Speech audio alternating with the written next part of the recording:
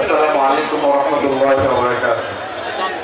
ইসলামী আন্দোলন বাংলাদেশ মাধবদী থানা শাখা কর্তৃক আয়োজিত আজকের এই বিশাল গণসমাবেশের সম্মানিত সভাপতি উপস্থিত হয়েছেন আমাদের রামবাগ ইসলামী আন্দোলন বাংলাদেশের সিনিয়র নায়েবে আমির বাংলার বীর মুফতি সৈয়দ মোহাম্মদ ফয়জুল করিম সাহেবের চরমনায়। মঞ্চে উপস্থিত রয়েছেন ইসলামী আন্দোলন বাংলাদেশের কেন্দ্রীয় নেতৃবৃন্দ, উপস্থিত রয়েছেন নরসিংদী জেলা মাধবদী থানা শাখার নেতৃবৃন্দ। সবাইকে আমার সম্মুখে যারা উপস্থিত রয়েছেন ইসলামী আন্দোলন বাংলাদেশের বীর মুজাহিদ সংগ্রামী কর্মী ভাইয়েরা, সবাইকে আমার পক্ষ থেকে স্বাধীন বাংলাদেশের রক্তিম শুভেচ্ছা জানাচ্ছি। প্রিয় বন্ধুগণ, আপনারা জানেন কিছুদিন পূর্বে বাংলাদেশ একটি স্বৈরাচারী শাসন ব্যবস্থা থেকে বাংলাদেশের ছাত্র জনতার গণঅভ্যুত্থানে আমরা একটি নতুন বাংলাদেশ পেয়েছি, ঠিক কিনা বলেন?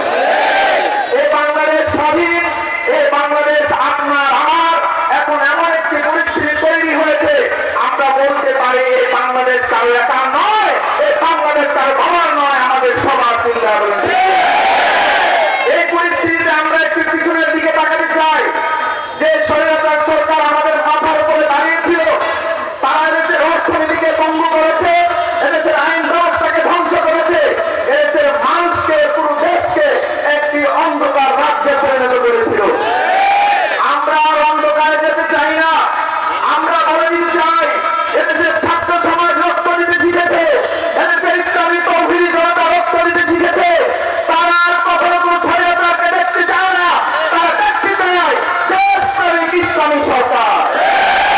এই জন্য আমাদের নেতা মরহুম পীর সাহেব রহমতুল্লাহ আলাইহি বলতেন, শুধু নেতা নয়, নীতিরও পরিবর্তন করতে হবে।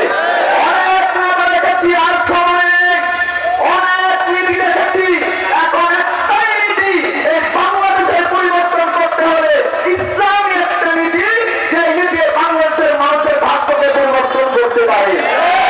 প্রিয় বন্ধুগণ, আমরা দেখেছি সেই স্বৈরাচারী সরকার শুধুমাত্র দেশকে অন্ধকার রাজ্যে পরিণত করে নাই, তারা কিভাবে ইসলামকে রাষ্ট্র থেকে বিচ্ছিন্ন করতে চেয়েছিল।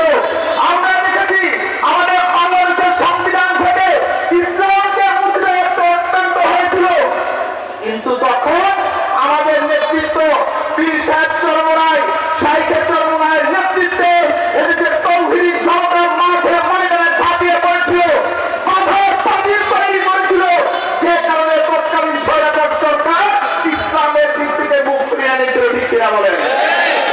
সামনেও কেউ যদি এদেশের মাটিতে ইসলামকে কলঙ্কিত করতে চায়, তাদেরকে হুঁশিয়ার করে বলে দিচ্ছি, এদেশ কোনো ভেসে আছে নয়, এদেশের মাটিতে ইসলাম পতিত হয়েছে। কেউ যদি ইসলামকে মুছে দিতে চায়, বরং তারা এই বাংলার বাড়ি থেকে মুছে যাবে, মুছে যাবে, মুছে যাবে। এই জন্য প্রিয় বন্ধুগণ, মাধবদীর মাটি হলো ইসলামের ঘাঁটি, এই মাধবদীর মাটি হলো ইসলামী আন্দোলনের ঘাঁটি।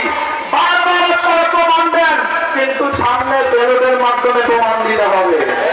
এই জন্য এখন থেকে আমাদের কার্যক্রম শুরু করতে হবে, ঘরে ঘরে ইসলামী আন্দোলনের দাওয়াত পৌঁছে দিতে হবে, মানুষকে বুঝাতে হবে ইসলামী শান্তি, ইসলামী দেশটাকে শান্ত করতে পারে।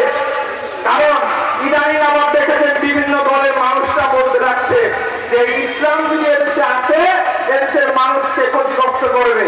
আমি বলতে চাই যে ইসলামের বিরুদ্ধে যারা কথা বলছেন তাদেরকে বলে দিতে চাই, ইসলাম ছেড়ে দিচ্ছে কেউ রাষ্ট্র ক্ষমতায় যেতে পারবে না। যারা এই রাষ্ট্র ক্ষমতায় যাবে, যদি ইসলাম ভুলে যায়, এদেশের মানুষ তাদেরকে ভুলে যাবে। এই আহ্বান দেখে আগামী দিনে ইসলামী আন্দোলন